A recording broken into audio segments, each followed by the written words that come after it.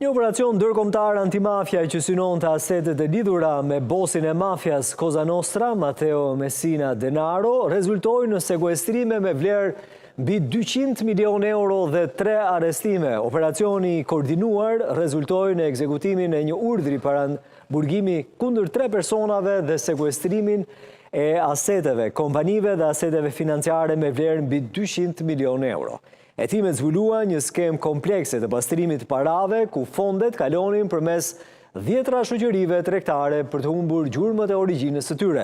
Sipas hetuesve, fondet janë të lidhura me aktivitetet kriminale të dekadave të kaluara dhe me rrjetin financiar të ndërtuar nga ish-bosi Matteo Messina Denaro, i cili për vite me radhë drejtoi strukturat e mafjes siciliane. Paratë përshkruara si thesari i drogës ishin shpërndarë në kompani të ndryshme në 9 vende të ndryshme në Andorra, Gibraltar, Ishujt, Kajman, Luksemburg, Zvicër, Liban, Monak dhe Spanjë.